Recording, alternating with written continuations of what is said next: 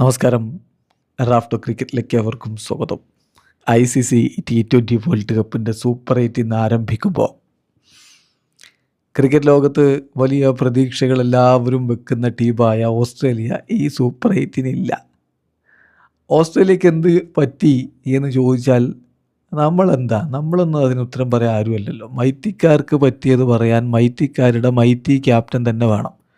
Ricky Ponting, അവരുടെ ഇതിഹാസ താരം റിക്കി പോണ്ടിങ് എന്നെ പറയുന്നു, എടാ നിങ്ങൾ ഈ ടീമിനൊന്ന് നോക്ക്, പഴയ ടീമിൻ്റെ ഒരു ഓറ ഈ ടീമിനില്ലെന്ന്. അപ്പോൾ അതാ പ്രശ്നം, ഓറയില്ല. അദ്ദേഹം ICCയുടെ ആ ഒരു റിവ്യൂവിൽ പറഞ്ഞിട്ടുള്ളത്, ICC റിവ്യൂവിൽ അദ്ദേഹം പറയുകയാണ്, നിങ്ങൾ ഈ ഓസ്ട്രേലിയൻ ടീമിനെ ഒന്ന് നോക്ക്, അതിൻ്റെ പേപ്പറിലൊന്ന് നോക്ക്. ഓസ്ട്രേലിയ ടീം എങ്ങനെ എടുത്ത് നോക്കിക്കഴിഞ്ഞാൽ ആ പഴയ ടീമിൻ്റെ മുമ്പത്തെ ഓസ്ട്രേലിയൻ ടീമുകൾക്കുള്ള ഓസ്ട്രേലിയൻ ICC ഇവൻറ്റുകൾക്ക്, വേൾഡ് കപ്പുകൾക്കൊക്കെ പോകുന്ന ഓസ്ട്രേലിയൻ ടീമുകൾക്കുള്ള ഓറ ഈ ടീമിനില്ല. അപ്പോൾ നമ്മളൊരു വേൾഡ് കപ്പിന് പോകുമ്പോൾ അതിൻ്റെ ഏറ്റവും ബെസ്റ്റ് പ്ലേയേഴ്സിനെയും കൊണ്ടല്ലേ പോകേണ്ടത്. കാരണം ബെസ്റ്റ് പ്ലേയേഴ്സ് വേണം ഇങ്ങനെയുള്ള ബിഗ് മൊമെൻറ്റ്സിൽ വിജയിച്ച് വരണമെങ്കിൽ. ഈ ടൂർണമെൻറ്റുകളിലൊക്കെ അത് ആവശ്യമാണ്. ഓസ്ട്രേലിയക്ക് ഇത്തവണ അതുണ്ടായിരുന്നില്ല എന്നാണ് ഏതായാലും അദ്ദേഹം പറഞ്ഞത്. വിശദമായിട്ട് അദ്ദേഹം റിവ്യൂവിൽ പറഞ്ഞ കാര്യങ്ങളിലേക്കൊന്ന് പോവുകയാണ്. ICC റിവ്യൂവിൽ ഓസ്ട്രേലിയൻ ക്യാപ്റ്റനായിരുന്ന ഇതിഹാസ താരം റിക്കി പോണ്ടിങ് പറയുന്നു, it's been a really poor campaign. It has to be said. ടീമിനെ സംബന്ധിച്ചിടത്തോളം തുടക്കത്തിൽ തന്നെ കുറേ കൺസേൺസ് ഉണ്ടായിരുന്നു, injury concerns. Josh Hazlewood, Pat Cummins അവരെല്ലാം റൂൾഡ് ഔട്ടായി. ടിം ഡേവിഡ് സ്റ്റാർട്ടിങ്ങിൽ അവൈലബിൾ ആയിരുന്നില്ല. പക്ഷേ ഞാൻ വിചാരിക്കുന്നത് സിംബാബ്വേയോട് തോറ്റ രീതി, തോറ്റ മത്സരം, അത് ആ ഒരു സമയത്ത് തന്നെ അവർ മനസ്സിലാക്കിയിട്ടുണ്ടാവും. വേൾഡ് കപ്പ് പോയി കഴിഞ്ഞു എന്നവർ അപ്പോൾ മനസ്സിലാക്കിയിട്ടുണ്ടാവും. ഇപ്പോൾ ആ ഒരു പൂളിലേക്ക് ടൂർണമെൻറ്റ് തുടങ്ങുന്നതിന് മുമ്പ് ഞാൻ നോക്കിയപ്പോൾ എനിക്ക് തോന്നിയിട്ടുള്ള കാര്യം, ശ്രീലങ്ക പരാജയപ്പെടുത്താൻ ബുദ്ധിമുട്ടുള്ള ടീമായിരിക്കും, പ്രത്യേകിച്ച് അവരുടെ ഹോം കണ്ടീഷനിൽ. അതേ രൂപത്തിൽ തന്നെ മാറി, അതേ രൂപത്തിൽ തന്നെ സംഭവിച്ചു. അവർ ഓസ്ട്രേലിയക്കെതിരെ വളരെ മനോഹരമായിട്ട് കളിച്ചു. അതൊരു അമേസിംഗ് ആയിട്ടുള്ള റൺ ചേസ് ആയിരുന്നു. കാരണം അങ്ങനെയുള്ളൊരു സ്കോറ് ചേസ് ഡൗൺ ചെയ്യുക എന്നുള്ളത് അത്ര എളുപ്പമുള്ള കാര്യമല്ല, അത് അവർ ചെയ്തു. പക്ഷേ സിംബാബ്വെ ഒരു ICC ഇവൻറ്റിൽ ഓസ്ട്രേലിയയെ ഔട്ട് പ്ലേഡ് ചെയ്യുക എന്ന് പറയുമ്പോൾ അതാണ്, അത്തരം ഓപ്പർച്യൂണിറ്റീസ് നമ്മൾ ഈ ടൂർണമെൻറ്റിൽ ഒരു ടീമിന് കൊടുത്തു കഴിഞ്ഞാൽ അത് പിന്നെ നമുക്ക് അഫോർഡ് ചെയ്യാൻ പറ്റുന്ന രൂപത്തിലാവില്ല. കാര്യങ്ങൾ കൈവിട്ടു പോയത് ആ മത്സരത്തിലാണ്.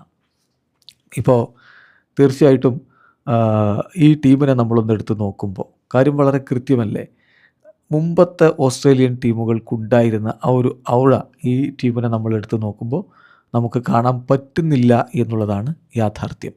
മുമ്പത്തെ ഓസ്ട്രേലിയൻ ടീമുകൾക്ക് ICC ഇവൻറ്റുകൾ വിജയിക്കാൻ വേണ്ട തരത്തിലുള്ള ഒരു ഓറയുണ്ടായിരുന്നു, അങ്ങനെയുള്ള താരങ്ങളുണ്ടായിരുന്നു. നമുക്ക് നമ്മുടെ ബെസ്റ്റ് പ്ലേയേഴ്സ് വേണം, മോസ്റ്റ് എക്സ്പീരിയൻസ്ഡ് ആയിട്ടുള്ള പ്ലേയേഴ്സ് ബിഗ് മൊമെൻറ്റ്സ് വിജയിക്കാൻ ആവശ്യമാണ് ഇത്തരം ടൂർണമെൻറ്റുകളിൽ.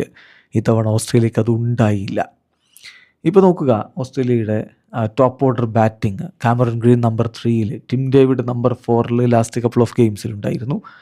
അപ്പം അവർ രണ്ടുപേരും വേണ്ട വിധത്തിൽ ഫെയർ ചെയ്തില്ല. ഓസ്ട്രേലിയക്ക് ഏർലി വിക്കറ്റുകൾ നഷ്ടപ്പെടുന്ന സ്ഥിതിവിശേഷം എസ്പെഷ്യലി സിംബാബ്വെ ഗെയിമിലൊക്കെ സംഭവിച്ചപ്പോൾ രക്ഷപ്പെടുത്തിയെടുക്കാൻ ആരും ഉണ്ടായില്ല എന്നുള്ളതാണ് യാഥാർത്ഥ്യം. ശ്രീലങ്കയ്ക്കെതിരെയാണെങ്കിലോ ടോപ്പ് ഓർഡറിൽ മികച്ച രൂപത്തിലുള്ള സ്കോർ വന്നു. എന്നിട്ട് അവസാനം വിക്കറ്റുകളെല്ലാം കൂടി 6 വിക്കറ്റുകൾ 20 റൺസിന് നഷ്ടപ്പെടുന്ന സ്ഥിതിവിശേഷമുണ്ടായി. I think it was in the last 4 or 5 overs, taking no momentum at all into the second part of the game. അതാണ് യഥാർത്ഥത്തിൽ സംഭവിച്ചത്. ഒരിക്കൽ കൂടി ഞാൻ പറയുന്നു, ചെറിയ ഏരിയാസ് നിങ്ങൾ ഓസ്ട്രേലിയൻ ടീം വിജയിക്കണമെങ്കിൽ വേണ്ട കാര്യങ്ങൾ ആ ഏരിയാസിൽ നമുക്ക് ചെയ്യാൻ പറ്റിയില്ല. ഇപ്പോൾ ഒരു പാസ്റ്റ് പ്ലെയർ എന്ന രൂപത്തിൽ തീർച്ചയായിട്ടും ഈ കാര്യങ്ങൾ എനിക്കറിയാം. ഇത് പറയുമ്പോൾ ടീമിനെ കുറ്റപ്പെടുത്തുന്നതല്ല.